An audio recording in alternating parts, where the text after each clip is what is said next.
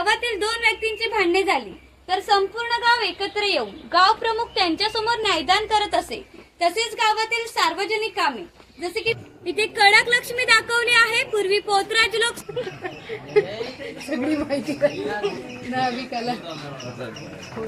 खोताचं घर आणि खोताचे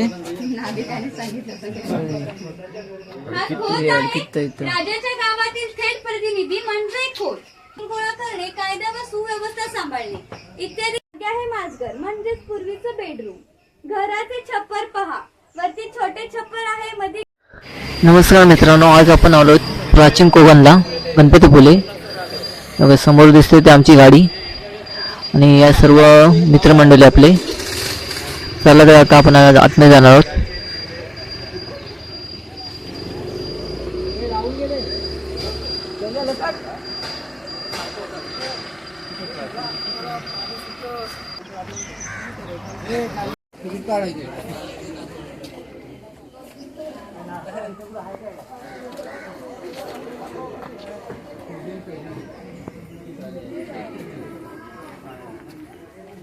₹50 तिकीट आहे।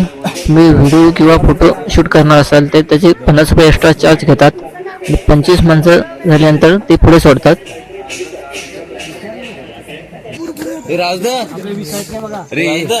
मोबाईल तुमच्या शूटिंग पुढे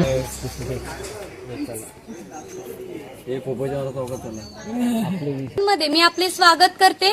Konkan tourism development and research centre ही आमची संस्था आहे। या ठिकाणी आम्ही पर्यटनातून रोजगार निर्मिती हा विषय घेऊन इथे काम करत आहोत। आपली संस्कृती निसर्गातून फुललेली आहे। पूर्वजांनी विविध वनस्पती व प्राणी यांना दैवत्व बहाल करून त्यांच्याविषयी कृतज्ञता व्यक्त केली आहे। पूर्वी प्रत्येक गावात एक राखीव जंगल असे, त्याला देवराई असे म्हणत, त्यातील वनस्पती व प्राणी यांची हत्या केल्यास ते पाप समजले जाईल। विविध धार्मिक ग्रंथांचा अभ्यास करून आम्ही इथे एक नक्षत्र बाग तयार केली आहे। प्रत्येकाचा जन्म नक्षत्रानुसार एक वृक्ष आराध्य वृक्ष मानला जातो। त्याची पूजा अर्चा केल्यास त्या व्यक्तीला धनसौख्य आरोग्य प्राप्त होते। हा पिंपळ पार आहे। आपण कोकणी माणसं वड पिंपळ यांना पवित्र मानतो, तसेच त्यांना दीर्घायुष्याची प्रतीके मानलेली आहेत। याला पिंपळ पार असे म्हणतात कारण हा जो दगडी कट्टा बांधला आहे त्याला कोकणी भाषेमध्ये पार असे म्हणतात। हा पार सुमारे 400 वर्षापूर्वी बांधला गेला। जेव्हा हा बांधला गेला तेव्हा यात पिंपळाचे रोप लावण्यात आले, म्हणजेच हा पिंपळ सुद्धा 400 वर्षापूर्वीचा जुना आहे।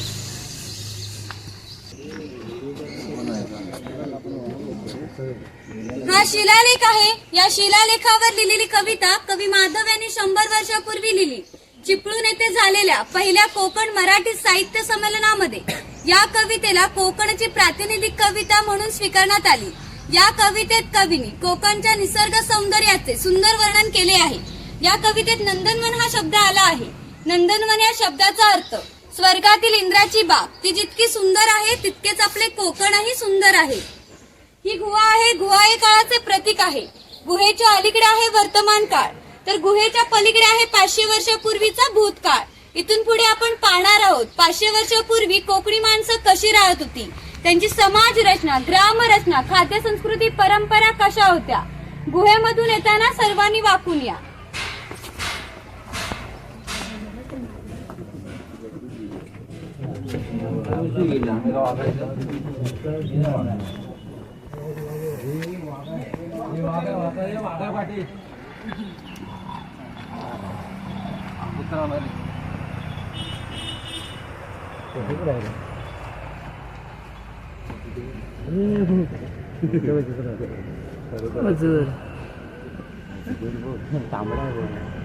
जी फळे येतात त्यापासून कोकम सरबत किंवा कोकम आगळ तयार केले जाते।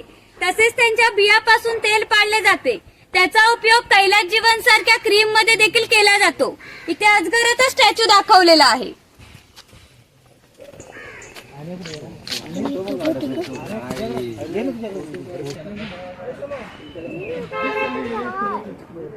पुराणात असा उल्लेख केलेला आहे की हजारो वर्षापूर्वी भगवान परशुराम होऊन गेले।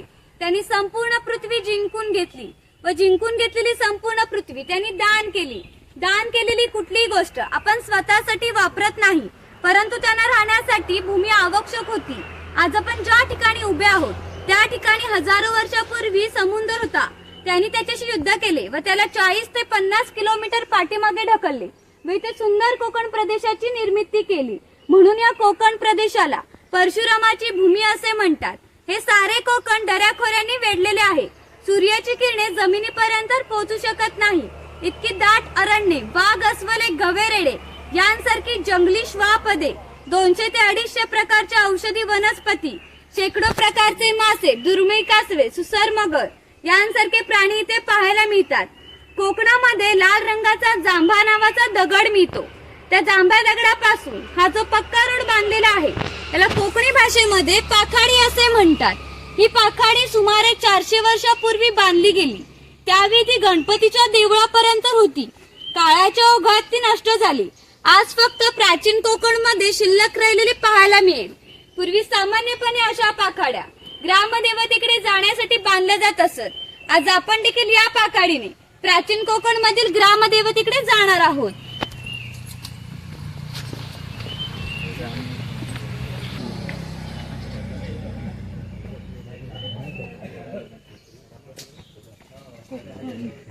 ते आहे कोकणातील दुर्गम पर्वतामध्ये हे वनवासी लोक राहतात. त्यामध्ये भिल्ल व कातकरी या जातींचा समावेश आलेला आहे. त्यातील हा कातकरी समाज दाखवलेला आहे.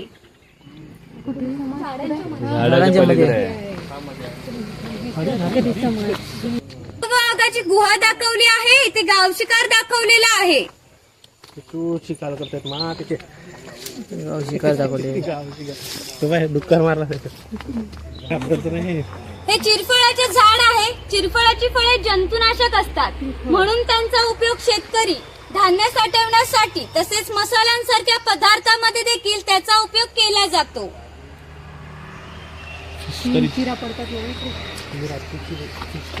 इथे माडीवाला दाखवला आहे ताडी माडी काढताना.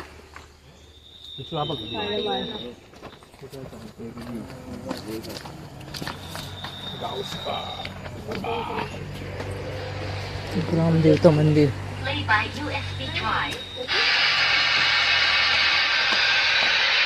खाली पडलेले कोकम आहेत का? नाही. काय झाड पण किती छान आहे. कशाचे झाड आहे? बेरळीचं. बेरळी. गाव नियंत्रित करत असत. गावातील गावकरी येथे एकत्र येत असत. गावातील 2 व्यक्तींची भांडणे झाली तर संपूर्ण गाव एकत्र येऊन गाव प्रमुख त्यांच्यासमोर न्यायदान करत असे. तसेच गावातील सार्वजनिक कामे जसे की पाखाड्या बांधणे, लाकडी साकाव बांधणे अशी कामे कोणी, कधी व कुठे करायची याविषयीचे निर्णय गावकरी येथे बसूनच घेत असत. आणखीन एक महत्वाचे वैशिष्ट्य म्हणजे जगभर अशी प्रथा आहे की प्रत्येक जाती धर्माचे लोक आपापल्या देवाकडे जातात आणि देवाचे दर्शन घेतात. आम्ही कोकणी माणसं सुद्धा वर्षभर देवळात जाऊन देवाचे दर्शन घेतो. पण जेव्हा आमच्याकडे शिमग्याचा सण येतो तेव्हा हाच देव या पालखीमध्ये बसून प्रत्येकाच्या घरोघरी नेला जातो.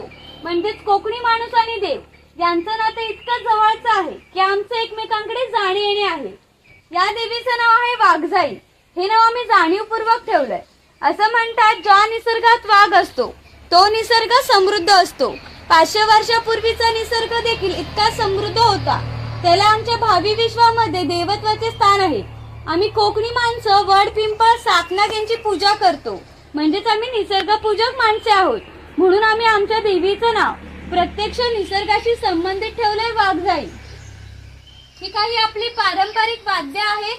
लाकडी ढोल आहेत, मातीचे तासे आहेत. यांच्या खालील भाग हा मातीचा बनलाय. हे ताशे 110 वर्षापूर्वीचे जुने आहेत. त्यांना वाजवणारे जर कसबी असतील तर त्यांचा आवाज 2 ते 3 किलोमीटर पर्यंत जात असे. पूर्वी त्यांचा वापर संदेश वहन व धार्मिक कार्यात केला जात असे. तसेच सणई, तुणतुणा, चौघडा इत्यादी वाद्य आहेत. भरपूर भूत असतात तर कोकणवासियांची अशी श्रद्धा आहे की हा देव त्यांच्यावरती नियंत्रण ठेवतो. म्हणून शिमग्याच्या वेळी गाराणे घातले जाते व पशुबळी सुद्धा दिले जातात. इथे विरगळ आहे शूरलोकांचे प्रतीक चिन्ह.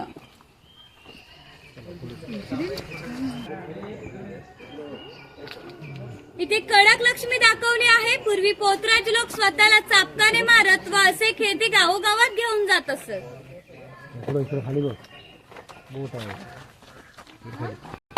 की त्यांच्या भरतीचे पाणी सुद्धा त्यांच्या घराला लागून जाते. तरीही लोक 8 ते 10 तास खोलवर समुद्रामध्ये मासेमारी करतात. कधी कधी समुद्रामध्ये उसळणाऱ्या लाटा ह्याच्या लावतात व पहाटेच्या वेळी घरी येतात.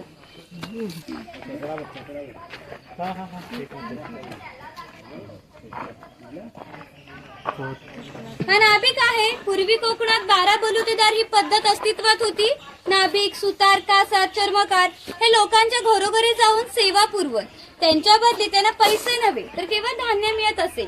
म्हणजेच एका नाभिकाला एका कुटुंबातील पुरुषाच्या घरी जाऊन केस व दाढी करण्यासाठी वर्षभरासाठी 4 पायली म्हणजे आताचे 8 किलो धान्य मिळत असे.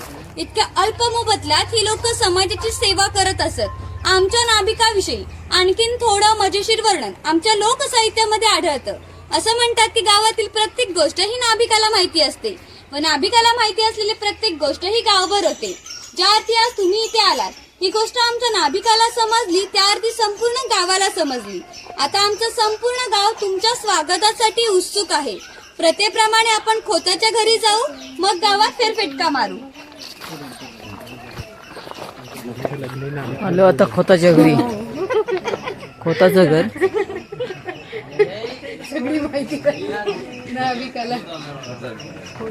खोताचं घर आणि खोताचे हा खोत आहे राजाच्या गावातील थेट प्रतिनिधी म्हणजे खोत. धार्मिक व राजकीय बाबतीत पहिला मान खोताचा असे.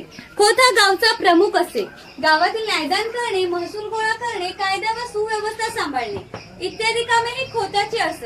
खोत लोक हे जमीनदार असत. सर्वसामान्यपणे सुखवस्तू असत. त्यांच्या बसण्याच्या लगबीवरून ते किती ऐशो आरामाचे जीवन जगायचे याची कल्पना तुम्हाला आलीच असेल. ही खोताची बायको आहे. कोकणी स्त्रिया सुंदरही होत्या व शूरही होत्या, परंतु त्यांना स्वातंत्र्यता नव्हती. माझघराचा उंबरठा ही त्यांची मर्यादा होती.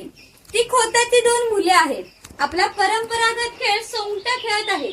हाच खेळ महाभारतात धर्मराज व दुर्योधन यांच्यामध्ये द्वितीय नावाने खेळला गेला. हस्तिदंती फासे असतात व शंकर कांचनचं झाड आहे.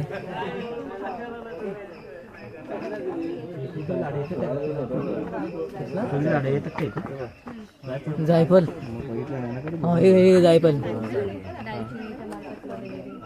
समोर दिसतं जायफलचं झाड आहे.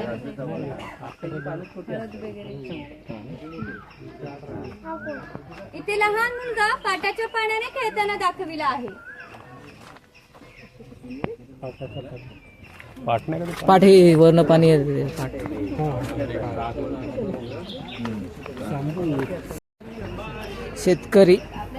शेतकरीचं घर. आमच्या इकडे आहे अजून या सगळ्या गोष्टी. डालगे इकडे बैल आहे.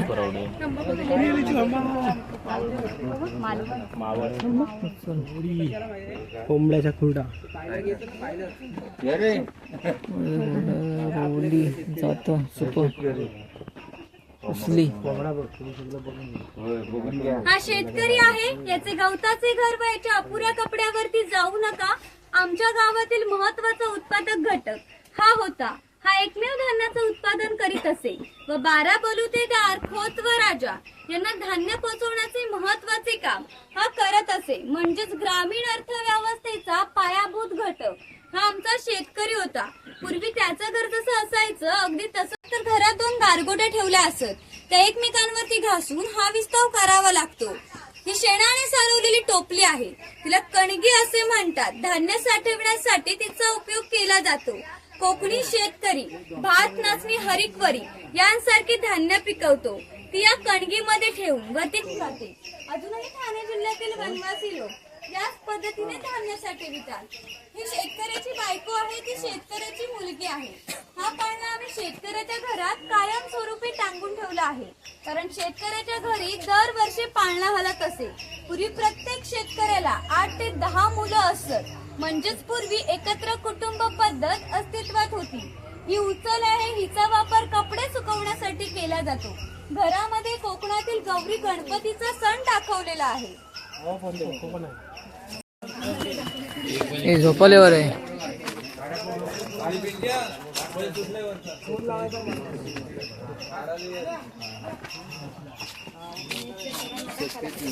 कुंभार मडकी हा कुंभार आहे. गावातील मातीशी संबंधित सर्व कामे हा कुंभार करत असे. गणपतीचे दिवस आले की लाल मातीचे गणपती तयार करणे, उन्हाळ्याच्या वेळी या मातीचे मडके तयार करणे व दिवाळीच्या वेळी या पंट्या तयार करून प्रत्येकाच्या घरोघरी पोहोचवण्याचे काम हा कुंभार करत असे. एखाद्याचे घर बांधायचे असेल तर त्याच्या घरी जाऊन मातीचे कौले तयार करून देत असे. हे जे सफेद रंगाचे मडके दिसते ते माडी काढायचे मडके आहे. कोकणात नारळाची झाडे मोठ्या प्रमाणात असतात. त्याला नारळ येण्यापूर्वी पोळ येते, तिला आडवा काप दिला जातो व बाजूने विशिष्ट प्रकारचा झाडपाला लावतो. सोनार हा सोनार आहे. सोनार हा गावातील महत्वाचा घटक होता.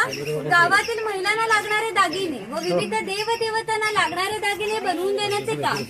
कुसरीमुळे त्यांच्या दागिन्यांना जगभर मागणी होती. शिमगा, नवरात्र व अन्य विया ग्रामदेवतेला दागिने घालण्याचा मान हा सोनाराचा असे. हा वाणी आहे. राजापूर दाभोळ या कोकणातील बंदरांना 5000 वर्षापूर्वीचा इतिहास आहे. या बंदरातूनच भारतीय व्यापाऱ्यांनी जगाशी व्यापार केला. इथून निर्यात होणाऱ्या वस्तू हस्तगंती वस्तू, हिरे, माणिके, मोती, शंख, शिंपले इत्यादी वस्तूचे निर्यात हा वाणी करत असे. त्याबद्दल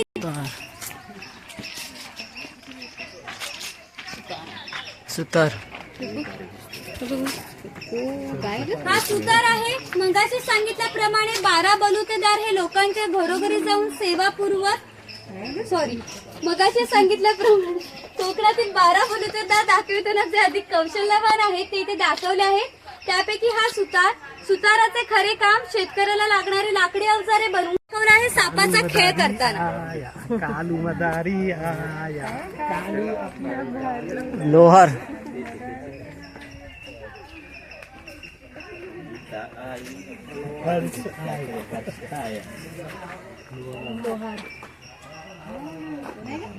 हा लोहार आहे. ज्याप्रमाणे शेतकऱ्याला लाकडी अवजारे बनवून देण्याचे काम हे सुताराचे असे, त्याचप्रमाणे त्याला लागणारे लोखंडी अवजारे बनवून देण्याचे काम हे लोहाराचे असे. उदाहरणार्थ कोयता, नागराची. कोकणातील राजकीय स्थिती अस्थिर होती. त्याच्यातील बरेचसे लोक हे सैन्यामध्ये होते. त्यांना लागणाऱ्या लोखंडी ढाली व तलवार बनवून देण्याचे काम हा लोहार. खोबऱ्याचं हा तेली आहे. आम्ही कोकणी माणसं आमच्या जीवनात खोबरेल तेलाचा वापर जास्त प्रमाणात करत असतो. शेतकरी आपल्या बागेतील खोबरे स्वतः तेलाकडे घेऊन जात असे व तेली त्यांच्या देखत तेल पाडून देत असे. हा तेलाचा घाणा आहे. याला खुंट असे म्हणतात. यामध्ये सुके खोबरे घातले जाते. हे जे उभे लाकूड दिसते याला कोकणी भाषेमध्ये लाट असे म्हणतात. लाट उभी राहते व या ठिकाणी जोखडाला बैल बांधला जातो. या आडव्या लाकडावरती दगड ठेवून स्वतः तेली ह्यावर बसतो व हे सर्व वजन घेऊन बैल गोल फिरवला जातो. त्यामुळे आतील खोबरे रगडून ह्याचे तेल निघते. हे तेल भरून काढायचे असेल तर प्रथम जोखडाचे बैल सोडायचे. जोखड बाजूला केला जातो. आडवे लाकूड बाजूला करून लाट बाजूला केली जाते व आतील तेल भरून काढले जाते. हे तेल पुन्हा नवीन 1 ते 1.5 तास मेहनत घ्यावी लागत असेल. यावरून तुमच्या लक्षात आलेच असेल पूर्वीचे जीवन किती कष्टमय होते.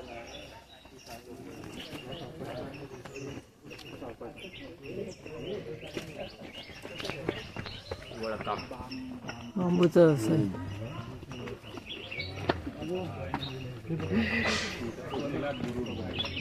हा बुरुड आहे. पूर्वी प्रत्येक व्यवसाय हा जातीनिहाय होता. व्यवसाय निवडीचे स्वतंत्र नव्हते. प्रत्येकाला आपल्या जातीचाच व्यवसाय करावा लागत असे. बांबूंपासून वस्तू बनवून देण्याचे काम हा बुरुड करत असे. ही कणगी ती तयार करून त्यात धान्य ठेवून ती बाहेरून शेणा मातेने लिंपून घेण्याचे काम हे शेतकऱ्याचे असे. अशी श्रम विभागणी केलेली होती. ही सूप आहे, ती फुलाची परडी आहे, ही रोवळी आहे. हिचा वापर धान्य धुण्यासाठी किंवा धार्मिक कार्यात केला जातो. जेव्हा आपल्याकडे शुभ कार्य असले तेव्हा आपल्या घरातील कुमारिका, सौभाग्यवती स्त्रिया ह्या रोवळीमध्ये पेटता दिवा ठेवून हातात घेऊन उभ्या असतात. शुभ कार्य पार पडण्यापूर्वी हा जर दिवा विझला तर ते कार्य अशुभ मानले जाते. अजूनही आमच्या चाकरमान्यांचे जर मुंबईला लग्न असेल तर ही रोवळी गावावरून मुंबईला पाठवली जाते. कारण मुंबईला सर्व गोष्टी मिळतात परंतु ही रोवळी मिळत नाही. स्वयंपाकघर हे भारी शेवायचं जुने सोरे बिरे असते ना ते. सोरे सोरे बघा ते जुने सोरे आपण नाही का शेवाय करतो सोरे वाच धरून आमची तर सोऱ्या वाटतात सोऱ्या हे स्वयंपाकघर आहे. प्रत्येक समाजाची स्वतंत्र खाद्य संस्कृती असते. कोणत्याही दोन समाजाची खाद्य संस्कृती समान नसते. म्हणजेच कोकणी माणसांची चविष्ट खाद्य संस्कृती आहे. आम्ही कोकणी माणसं आमच्या जेवणात भात व मासे मोठ्या प्रमाणात खात असू. तुम्ही कोकणात येऊन माशाची आमटी, उकडीचे मोदक व भाजणीचे वडे न खाणे म्हणजे कोकण न अनुभवल्यासारखे आहे. पूर्वी घरामध्ये दगड व कोंडा बाजूला होतो. हे मोदक पात्र आहे म्हणजे पूर्वीचं कोकणी कुकर. यामध्ये पाणी ठेवले जाते. या चाळणीवरती केले जाते. हे दोन्ही राऊंड उलट सुलट फिरवले जातात. अनवटा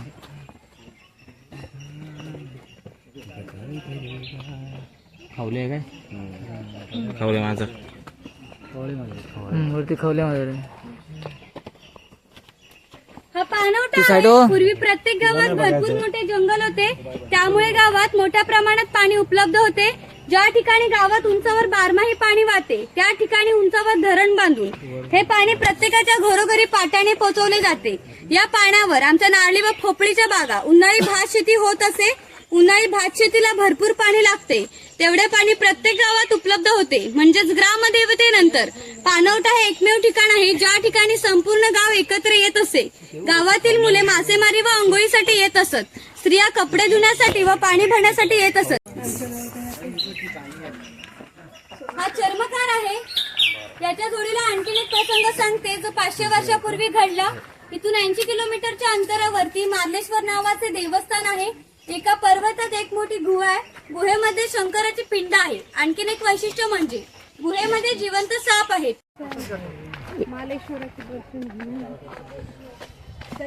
मार्लेश्वरची गुफा आहे या साईडला.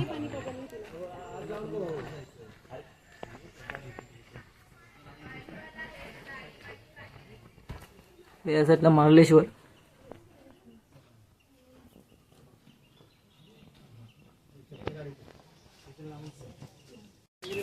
धनगर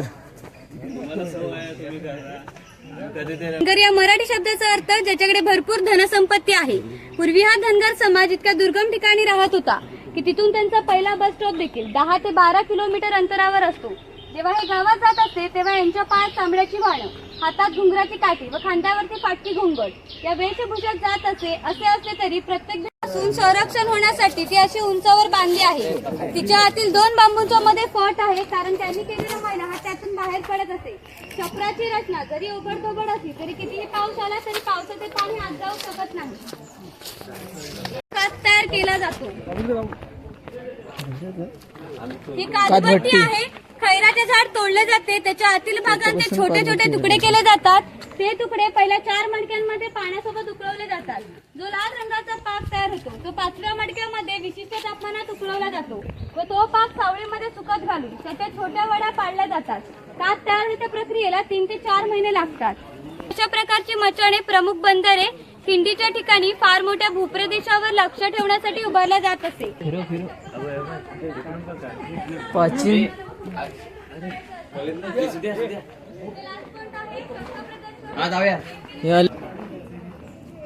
हे चप्पल काढ घे.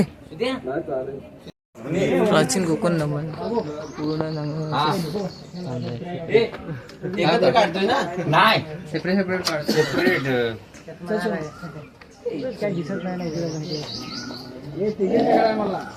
अंतरावरती हा जयगड किल्ला आहे. इथे आपलं रेस्टॉरंट आहे. उकडीचे मोदक, सोलकढी, भाजणीचे वडे, थालीपीठ वगैरे मिळतं. काय खाणार असाल तर इथे ऑर्डर घेतली जाते. काय खाणार आहात?